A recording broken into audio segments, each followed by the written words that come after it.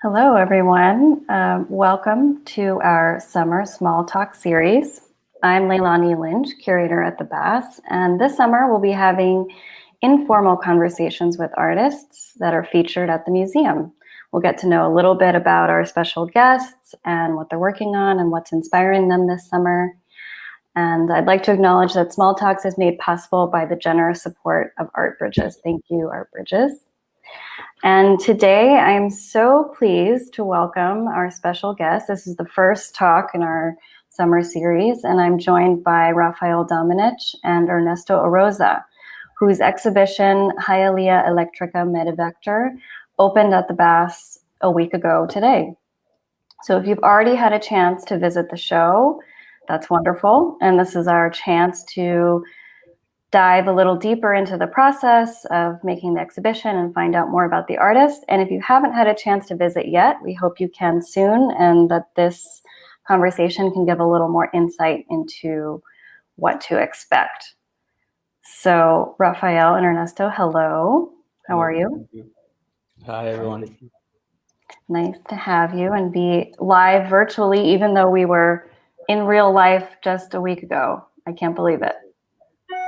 Yeah. And you both are not in Miami currently. That's why we're doing this virtually. Where are you in the world?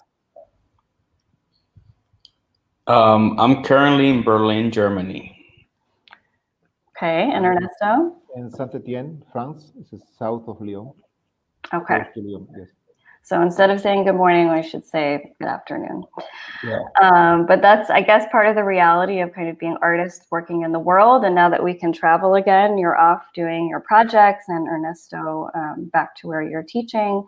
So I want to just dive in and talk about your work together. And we'll have some images that will give a look at the show. And so people who are tuning in can see a little bit of what we were able to capture, mostly what you guys captured in the process of making the show. But let's start from the beginning. How did you come to start collaborating, and when? I think, for my memory, I think we have a friend in common, is Peter Menendez. We have many friends in common now, but was Peter the person that tried to put in conversation, create conversation between Rafael and me, and we was participating together in one exhibition. Was maybe in 2000. You remember, Rafa? It was 2015. 2014. 14. And after that, we talked sometimes, and I was looking for this guy. I was in the school, still working in the New World. It was close to the 21 and first place in Winwood, and I'm trying to do something with him because in this moment, I was producing something and I was asking help from him because the guy is a very skillful guy, and after that we was visiting together many times, and start someday in the studio of Rafael we start exploring some materials. We have these 3 collaborations in the show, but we start together many other exploration, but sometimes stop, sometimes was failing, or we try many things, different things, and this was a conversation about our practice, about what we was doing, and to having this technology that Rafa has in his place all the time, and the conversation was all the time mediated by these tools and machines, and yes, this is my memory of this encounter. But. Yeah. No, I think what's interesting about our collaboration is this doesn't stop with the show. And I think it's very organic, is that because our collaboration always sort of stems from having conversations, not necessarily arriving at a form or a material. A lot of the ideas that are today articulated in the show started in 2015 on all the years, but what we developed was methodologies, and a lot of them were put to sleep because at the time when each process started, we didn't feel that it was the correct time to sort of bring them out. So they stayed as protocols that we use to have conversation, platforms that we use to have conversations, and they mutated. It's like sometimes when you collaborate with other artists, you arrive at a form pretty fast or a project pretty fast. But Ernesto and I kept mutating the project more and more and more and more over the years. So I think that is what fascinates me from that end, where like we're not, everything is up for change and grab. So yeah, we started in 2015. It was the first time we sort of attempted to do something. We went through it, and it was a mess. And then we tried many times after, until we arrived at what's at the museum today.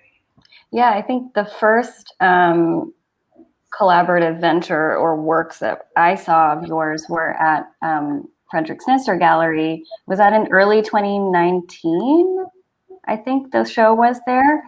I think that's actually the first image in the slide, if we can pull that up, just to pull it up, yeah. And it was interesting to see these lamps, which are also present in the show. Can you talk a little bit more about like where the impetus to make these lamps came from? Do you want to go? I don't know. Do you want to start now? I don't know. This was really the second collaboration. It was not the first one. But yeah, the first collaboration we did was when we decided to make the drywall lattice, and we produced a very small amount because it was a disaster. We almost died in the process. It was a favela in the studio for many days. It was unusable for the dust, and we presented that as a model, a very small model at a maker's fair. That had nothing to. We had nothing to do with the makerspace, but it was sort of interesting to come and we designed and built a CNC from scratch with fencing parts out of Hialeah and very rudimentary elements. And then at the time, we hacked into the program and coded it to do what we wanted it to do. And then this was a second process. But I feel like when we work together, when we arrive at making, we've been talking for so long that at that time it's like this massive torrent of force that arrives at materials. And fortunately enough, because our relationship to Hialeah material production spaces, sort of like the fluidity, of like how materials are entered, deployed, and sort of utilized and reutilized within a certain urban context. We've been lucky to arrive at places that there's an abundance of certain things, and the sort of we use a lot the word metabolizing these materials, and that's why we wanted to somehow click to Isozaki. Sort of drives us a force, and because we sort of thinking about how we operate form, but we don't necessarily make form, meaning content archives it are driving how sort of materials become formed rather than making a decision, oh, I like or I don't like this. That was the first iteration. We depleted someone's stock of vinyl, a friend of ours who had like an extensive stock of vinyl, and at the time we started making, and we got really into the process and sort of understanding how the process it's implicated within the urban landscape, and it sort of plays a relationship to linguistics, information, visual identity of a place and whatnot. So that at that time, that sort of was a foundation to what we did this time, very much linked to Hialeah as a site of exploration. Yes, and there is a lot of information about the lamp form that is coming from the material. We never cut. We are using 22 inches, 24 inches because this is the size of the material, and we are thinking about the vinyl as a industry or economic process very well evolved in some way. It's something very efficient, and it's connected to the advertising and publicity, and every time it's working very precise, and there is a lot of decision that is took by the industry that we accept, and we are trying to use this force as information tool. And in some moment, we was working to different ways in separate practice. We was creating lamps for different ways, different material. I did it with silicons and scotch tape, and Rafael did a lot with printing and plastics and things. Then we was looking for to have this kind of lampshade using this very flat surface, but with our understanding about what happened in Hialeah as a urban area, is this idea of that you have the volume of the place, you have the warehouse, and you have the identity of the place only in the surface, it's only in the facade, It's because they have the signs, or only because they use the painting to define this is a house, and this is an industry, or this is a pharmacy, or this is a restaurant. Sometimes all the efforts for the identity is only in the surface. Then we start thinking about all this process in the same way, how we can use this skin, this only surface to talk about that. We don't want to criticize. We are talking about that. And in some moment, in the first proposition that you showed before, it was in the gallery before 2018. This objects was the form inside the test, and the graphics was more exploratory. In this moment, was more really precise information. But we had in this moment the idea of we want to use as a vector to canalize an archive. Then for maybe 2 years, we produce an archive of isotypes or different ways to create identity logotypes that we collect this information, and we vectorize this information, and really use the lamp has a display about all these other very precise archive of logotypes from Hialeah, pointing to plumbing or construction business, or customizing cars, or that is a big group of different office business or things. Then the lamps for us is a display that could be you can replace the content. You can put if we are moving to other place, maybe for sure we will use the lamp, because for us it's very optimus, and it's working as an interesting object, but we are not thinking about lamps. We are using the object to create this display to put all this information inside the display. Yeah, I mean, I think. Oh, sorry. Go ahead. No, go ahead, because I think the next images are leading to kind of the other elements of the show, which in the same way kind of encapsulate sort of the information. It's not, as you're saying, Ernesto, just the form of the lamp that you're interested in. It's how it can be encapsulate all these different types of information. Yeah, no, I mean, the form of the lamp is also like somehow like a reductionist understanding of how metrics works within a landscape of materials, right? We have vinyl, which is 24, and then you have the Home Depot tarp that, because a certain kind of economical efficiency, we have to understand in order to produce more with a little less.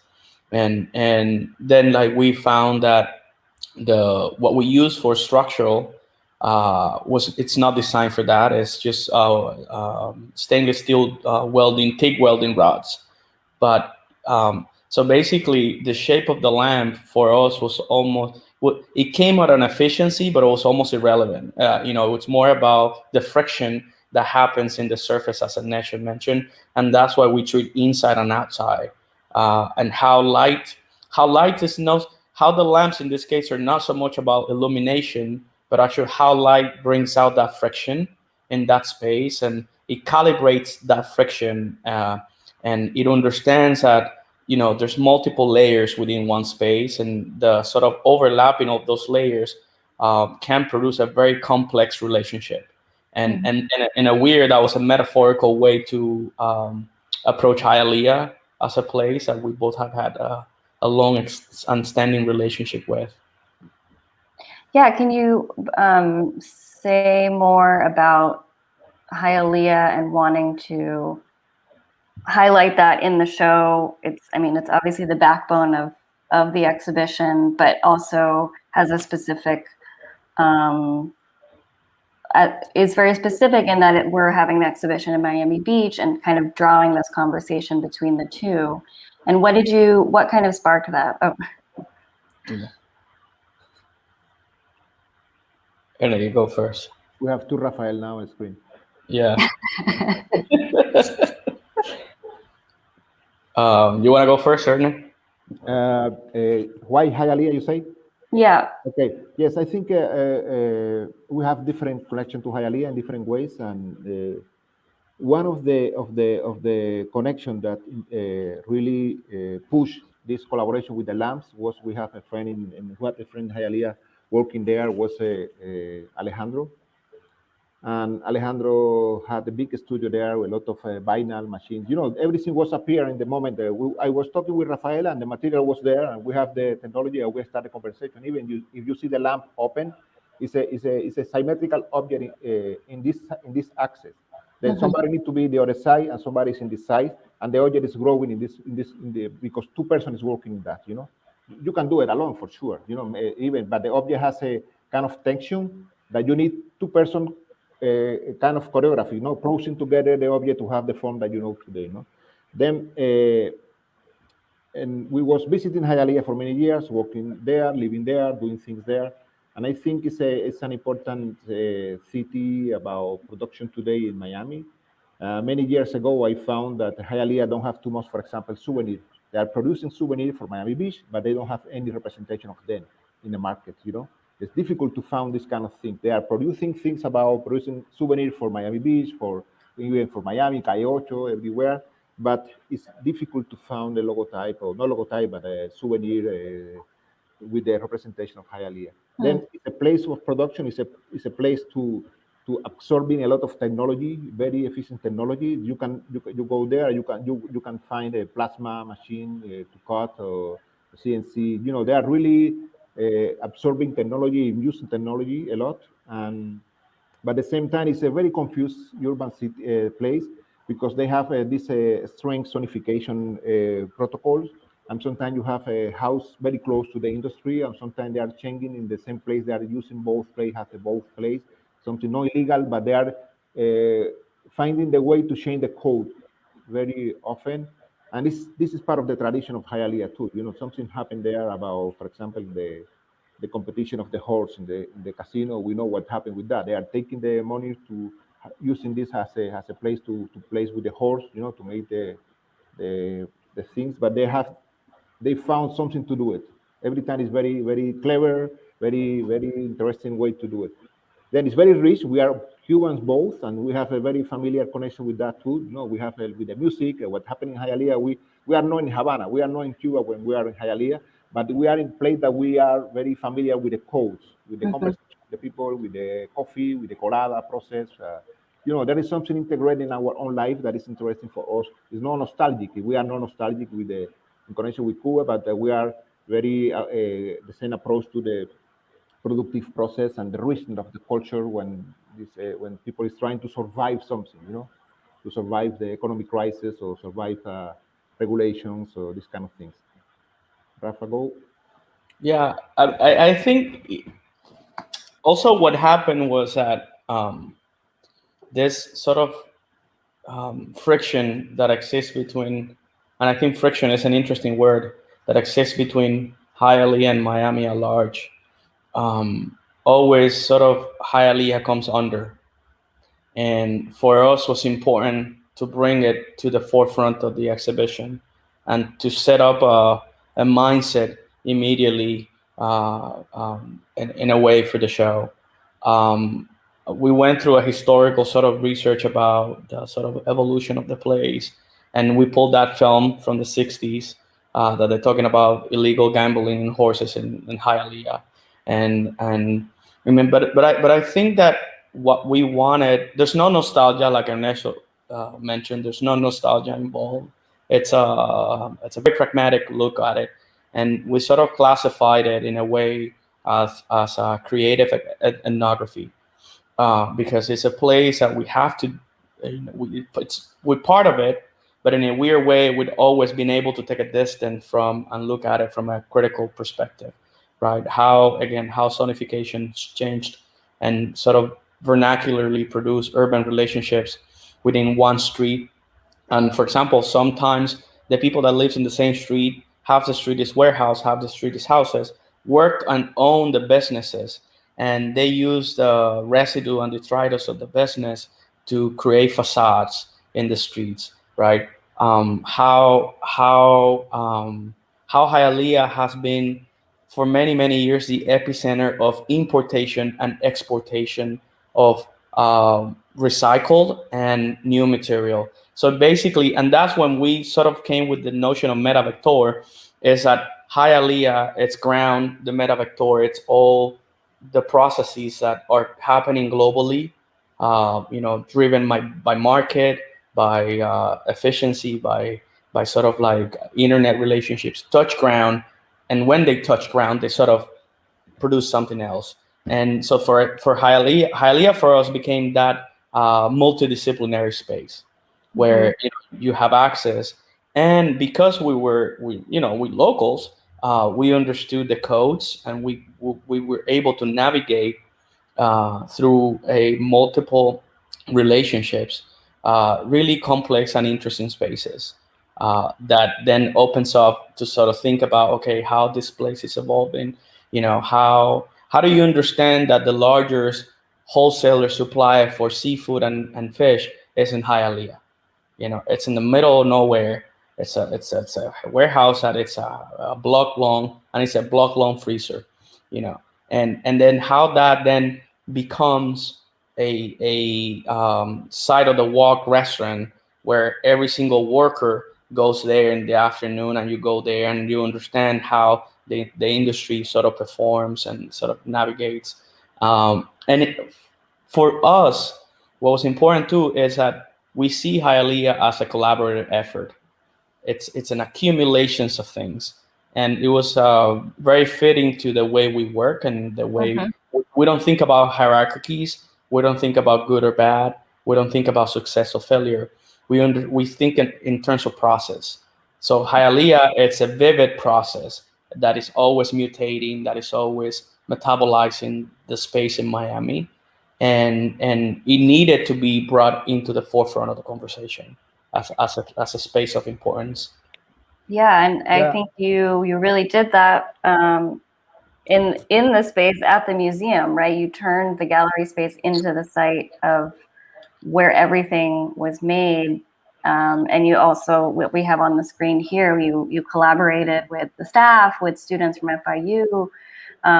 Maybe you can say more about the process of kind of being in residence at the museum to make the show.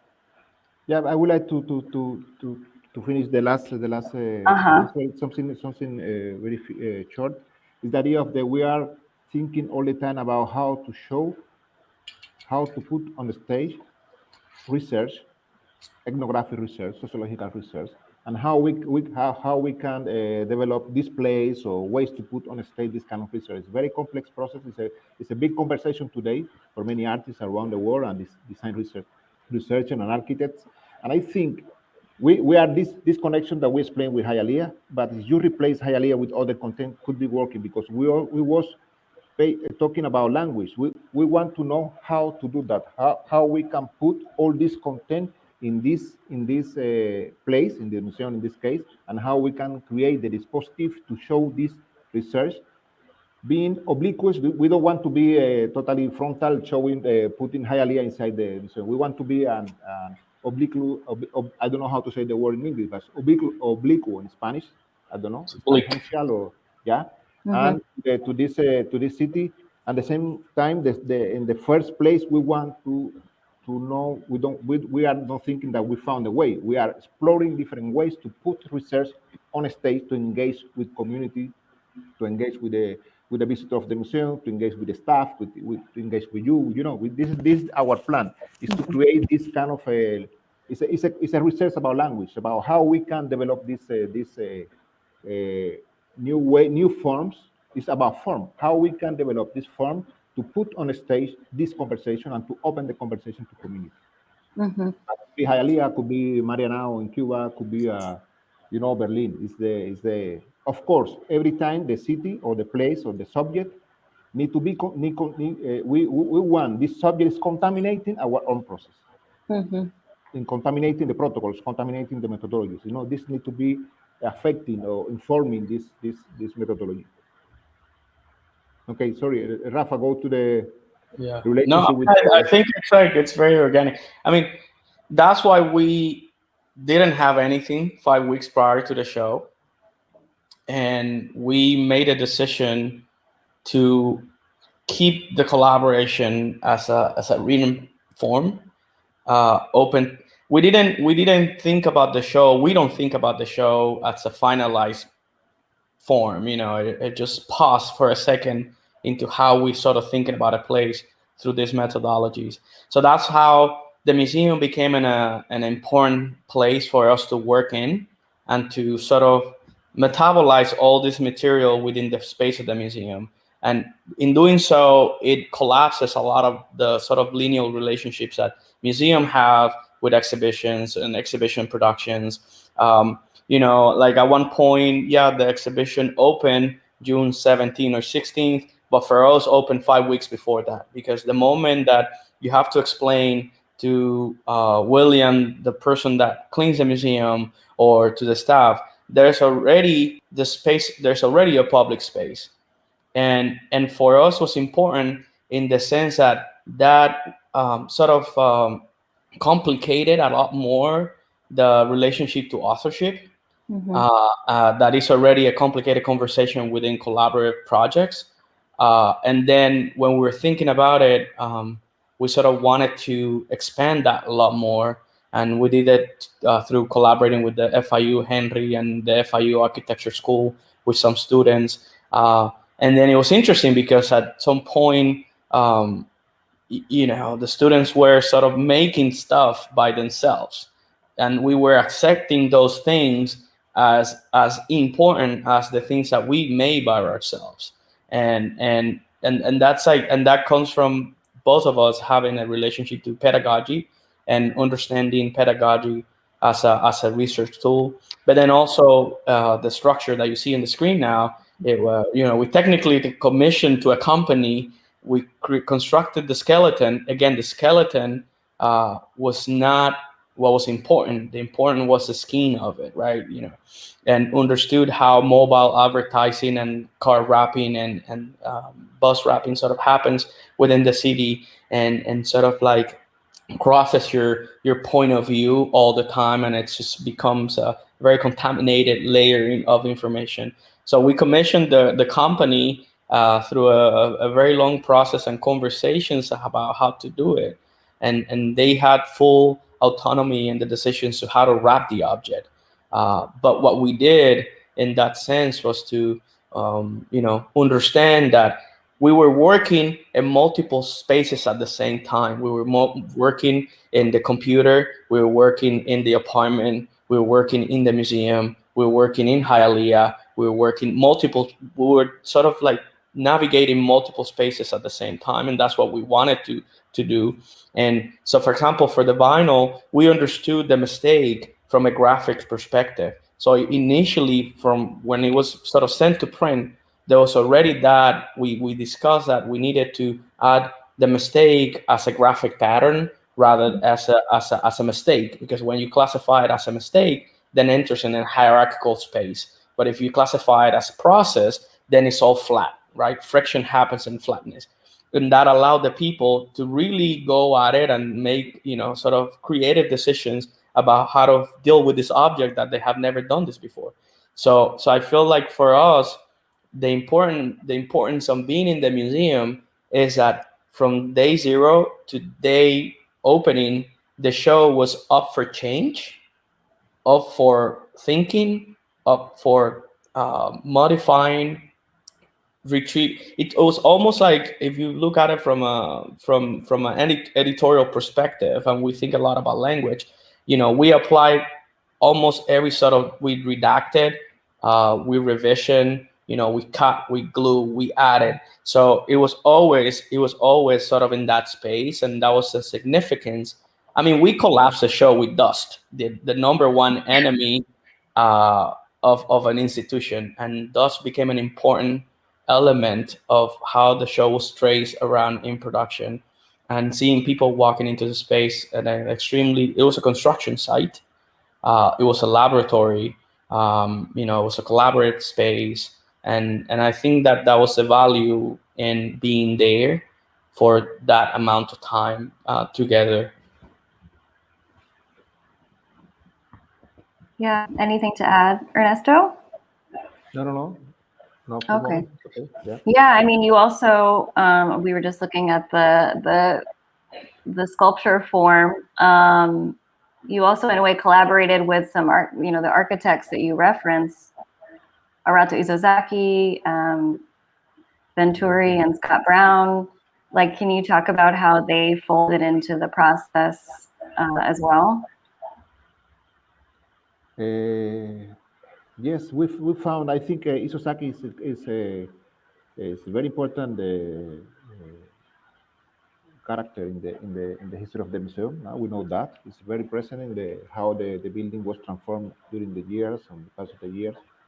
And for us, it's a very important figure too. It's a very interesting. Even when he rejected to be part of the Metabolist from Japan, and he was very young in this moment, and he was confronting his master, the master of the Metabolist movement. This guy has produced a big body of work and was very clever every time and confronting many issues that architecture practice has today to still, like how can be the production of how an architect can use the museum. He was avoiding to put maquettes or drawings inside the museum. He was all the time avoiding these kind of things, and he was trying to create forms to engage with people to talk about architecture without put maquette or these kind of things. And we found this conversation about his practice, about the exhibition of in Triennale de Milano in 1968. It was an exhibition. The name was Labyrinto Elettrico, Electric Labyrinth. The show was closed because it was a small student revolt or this kind of things, a small revolution in Italy in this moment. And the exhibition was totally closed, and nobody saw before what happened there. And Bruno Latour asked to him to show the exhibition in Germany. I think it was in 2003. It's part of one of the big exhibition in Germany, curated by Latour. And the exhibition is great. It's beautiful. It's a great protocol that we admire. We love. We are in love with this. Even when it's difficult to find information about this show, the few things that we found are very strong and very well connected with our thinking process. Then we decide to keep the conversation with Isozaki. Of course, I think we are three different approaches to Isozaki in the show. I can say that in the title, we are keeping the word about electric in connection with Hialeah and Labyrinth. We have the silhouette of the Monroe chair. Is the silhouette that you can see inside this sculpture in the center. I don't know if it's a sculpture, this object in the center. And we have the way that we want to use the space. We don't want to point directly to Hialeah or to put photo of Hialeah, but to use the space to engage with people using different ways, different forms. Then the other case is Robert Venturi and Denise Scott Brown. They did. You found a great proposition that they did for competition. It was a surprise. By magic. Yes, because we was thinking about the idea of the skin. Venturi and Denise Scott Brown was talking a lot about this idea of the decorate shed. The idea of that happened in Hialeah, in Miami, in general, in Los Angeles, many cities in USA. You have the box and you have a facade. You have something talking and giving the identity of the place, offering talking about the identity and the use of the place. And Venturi for us is like, and Denise Scott Brown was the entryway to the show. It's the reason because we add 2 carpets that the people can find in the place. But it was very interesting that we was looking different ways to interact with these carpets. And when you found the document that Venturi and Scott Brown did, we found later inside this document that during the proposition, they made a drawing, and this drawing has a kind of a small representation of the two carpets or two surfaces, two frames with the same element, with the same graphics. This carpet that they did is based on the idea of they found a tablecloth in the house of somebody, the grandmother of somebody working for them. It was a beautiful Chinese mantel or fabric, you know.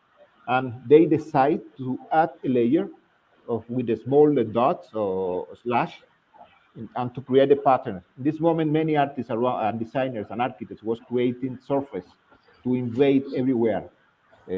Cups, furnitures, houses. You know, this was very common in the 80s.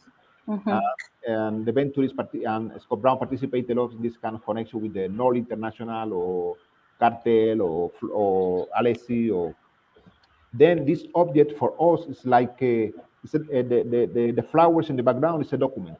It's a documentation. And the way to talk about that, they decide to put the dots in the front to say, okay, this is in the background, you have the document. At front, you have the methodology to put this document in the life again, to return this information to the life again. Then we use as a protocol this element, and it was really funny to find this information inside this is the image of the front of the cover. And then we decide to cross in this object, to cross Isozaki, collapse the limits between Isozaki and Venturi and Scott Brown in the same object. This is what happened there. The object is very confused and very a lot of tension inside. You know, we explore this tension and we include all the mistake and all the information that Rafael say, even in the graphics, not only in the real physical condition of the furniture.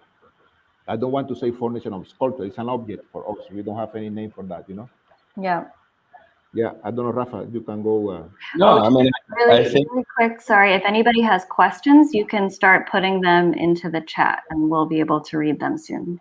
Go ahead. I feel like, you know, one of the, I mean, the sort of, you found the document and we're going half through the process.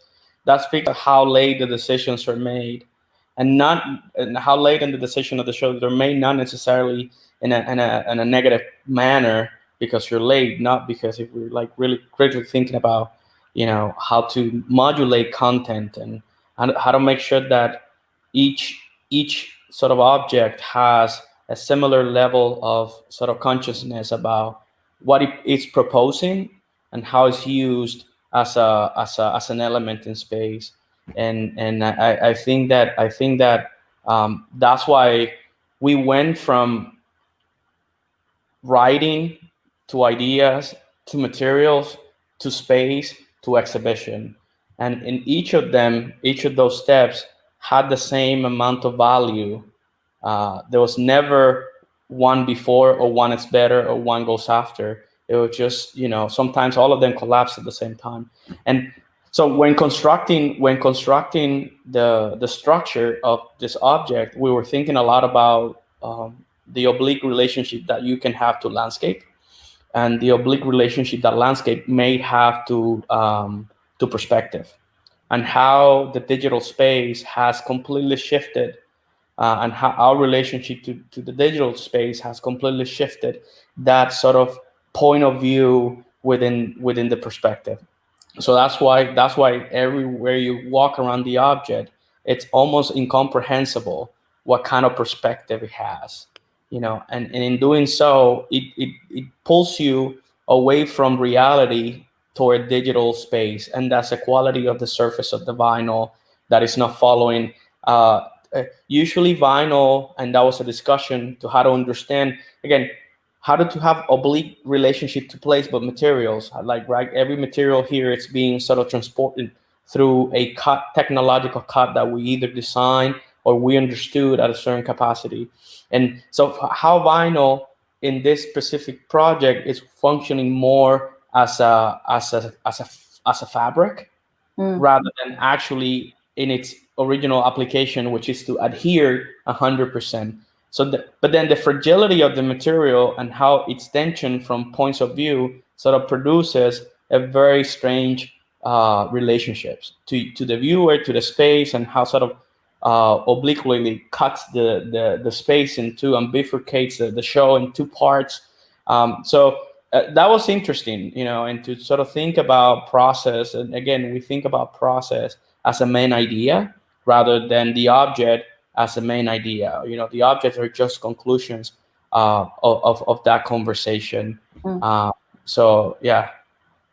Yeah, I mean, and I think we didn't talk so much about the lattice work, but you can see that in the image that's up now, but it's the same too, like in terms of the process, transforming what the material is normally used for and how it's normally cut, but then creating all this dust with the CNC machine, but to then fold it into these three-dimensional forms and create the lattice work. Yeah, I think that the lattice work was it's the oldest collaboration or collaborative process, and it was interesting for multiple levels.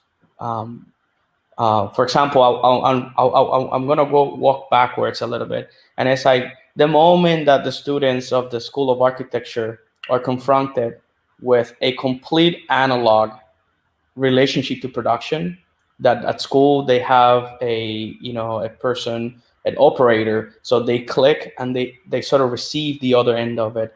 In this case, they had a complete access to a machine that is designed. It's almost like a hybrid of multiple parts, and it produces glitches. And to understand the glitch as a significant part of the language rather than as a mistake, that was a very important friction moment between the process of the show. But then, like, going back, Ernesto and I, because we wanted to have a relationship to automation and sort of technological process, but not from a linear perspective, but actually one that you sort of traversed in a way. We developed the CNC and the program for it. So basically, we understood that with what was available, if we cut with a 45, with a 90-degree angle bit that had a diameter, it's the largest that you can commercially get, which is 1.25 inches diameter, enough to raise the width of the drywall, and just cut deep enough, the drywall could hold the integrity of one side, and in doing so, opening an endless possibilities of articulation of the material in space. And at this time, we could have gone like to multiple spaces, but it was for us was important that we kept some of the integrity of the original sort of idea for the first time is showing. And then, like, once you have, I don't know, we produce over 300 bricks. Each took about 2.5 minutes to make. Most of them are constructed with the walls that we asked Valeria to save from the museum sort of dismantling of the room for its previous exhibition. And then once we had the sort of bricks on it, we understood that the bricks were a graphical component. So we went from understanding the solidity of it to then graphic design, and we went to understanding space as a space of folding, and then understanding the brick as a experimental graphic within the exhibition. And that was why we made the decision to reduce it to black, to one color against other sort of diversity. And then you have also we sort of, as we went on the show, we grew on scale. We had one scale first, and then we started thinking about typography and what happens if we grow on scale and then have a much more tangential relationship to what we had before. So then the students design and develop their own brick. We didn't make it for them. We were from the beginning. They said, you got to get dirty, you got to go in, you got to do it yourself.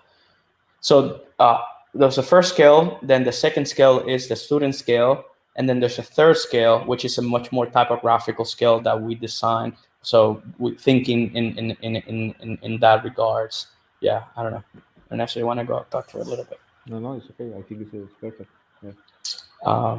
You can see a little bit of the blocks that the students made there in this photo too.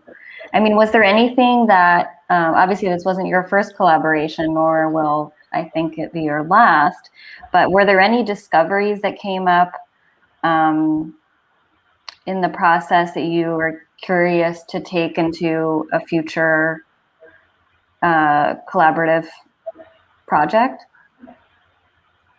Then I think we open in this exhibition something that we want to explore again. You know, this is something open in the one of the big object in the center of the show. Mm-hmm. This is something that we add, you know, because we was invited by the museum to do the exhibition. We was talking the first moment about the lamps. We present to you the lattice because it was an object that we did before, and after that we started thinking about the wrapping. All the projects, all the research is almost about around the same kind of things. You know, you can recognize the lattice. It's a wall. It's a flat surface that we are folding, and the wrapping has asking different questions, but it's almost the same kind of protocol. And we was thinking a lot about this object before develop the last form, and we are planning to do something more with that in the future. But this is something like it's need fermentation. We put the ideas and we talk and we talk, and in some moment when we have a command or something to do, we will put it for sure, you know. But we are keeping the conversation in base of the, and it's the same with the lamps, for example. Something happened. We did the lamps in 2018. We stopped and we recuperate we recuperate the lamps. And when we start doing the lamps together now in the museum, for maybe 2 hours, we was recognizing every step like kids. Okay, do you remember that? No, no, because it was almost even incorporating was mnemotechnic thing. We was incorporating our body, how we was doing that, no? And the we remember everything for sure, but there is a lot of steps in the process, and we was sometimes moving the actions, the position, and was confused. Then in some moment, the first two lamps was similar to the first two lamps that we did in 2019. You know, done good solution to close, and we was remember what happened with the object. You know, Yeah. and we really we learn again how to do it, and we was working with the student to communicate the idea to them. We need to simplify the conversation about the object to communicate with them, to do it fast, and really even my limitation with language, we create even a vocabulary to talk about that with the students, and was very interesting. I think we are talking about that to develop the project with this wrapping process, and I think the lattice, we have, like Rafael mentioned before, we have the small thing that we did in 2015 or 14, and we evolve now in this solution that we show now. But we have now another idea with this the same process to go inside fonts and structures and things. We are something more open in there. Yeah. Yeah, I think something like now that we're sort of talking about the three processes at once, it's important to for example, when we decided, so we're thinking about metrics and how metrics performs in the house, in the building, in the public space, and that metric it's direct documentation of multiple things: global market, material movement around the globe, how things travel from one point to the other, the complexities of the geopolitics of that and all that. That's already embedded way before we get there, right? And then so suddenly we start to think about structure. And when you look at the lattice and you look at the 8 by 8 cube that we sort of draw from Victor Papanek and Hennessy about nomadic furniture, you can sort of make a parallel between the sort of like pure pragmatism of structure and the internal structure of the light, right? These are two materials that they're used for completely different things, and here sort of deploy as a holder or as the internal skeleton. And if you look at it, each object in the show, including the centerpiece, has that same relationship between bone and skin, right? Which is like a fascinating sort of relationship. And at the end, then you sort of like zoom out and you look at the museum, and we look at the museum as then that sort of skin, and the room is a skin for the show, which is the bones of it. And that's why we make a lot of the decisions about display and where to put things tactically in order to sort of command navigation around space was very important. It might seem random or not, but they were very sort of calculated in the sense of like, oh, we don't want people to walk through here. or we want people to walk here. So the show at large has a direct relationship to the urban space, from multiple angles: the construction, the navigation, and all of it. So that for us was very important to have that too. Great. Well, I have one question that I'll bring up that our very own Valeria asked for both of you, which was, when you're working together, do you have any kind of like rituals, or like how do you get the creative juices flowing when you work together? Is it through conversation? Is it through trading different things that you're reading? Is it music? Is it videos? What are your rituals? Everything. I think it's everything. You know, we have many Yeah. many entry ways to the process, and of course we talk a lot, and we share a lot of information together. You know, we are sharing a lot of information, and we are. But mainly conversation is mediating everything, and the moments before now we are not close.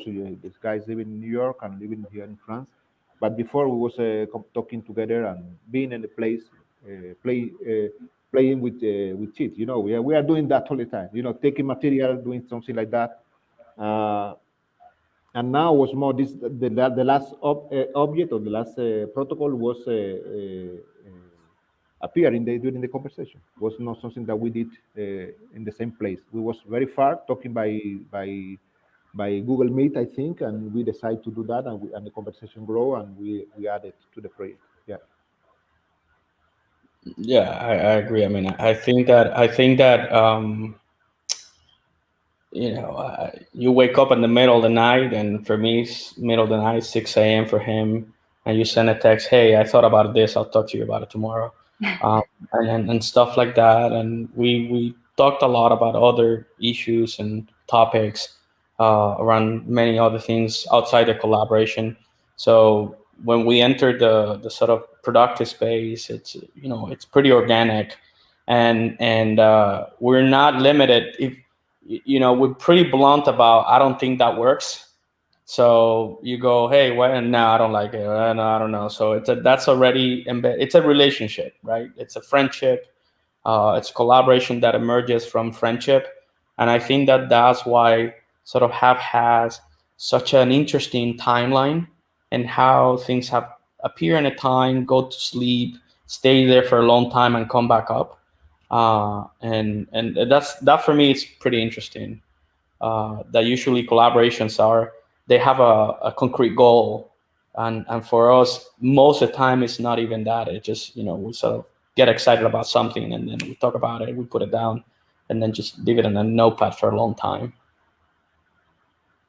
Got it. Well, we're excited to see what you both do next, both together and in your own work. But I think we are reaching the end of our time. So I want to thank you both, Ernesto and Rafael, for having this great conversation and giving such great insight to the viewers and to me.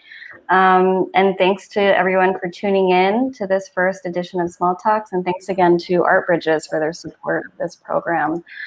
Hope to see you in real life or virtually soon. Okay, thank you very much for the opportunity, and yes, thanks to everybody. You know, we have a lot of people that help to work there, and Valeria, and and many others like you and Sylvia. You know, I don't want to say the name, but all the students and Henry and Sarah, all the group of people working with us was really interesting, because they amplify the conversation and they enrich our work. Yes. Okay. Thank you. Okay. Thank you so much. Thanks. Bye. Talk to you soon. Bye. Bye. Bye. Bye.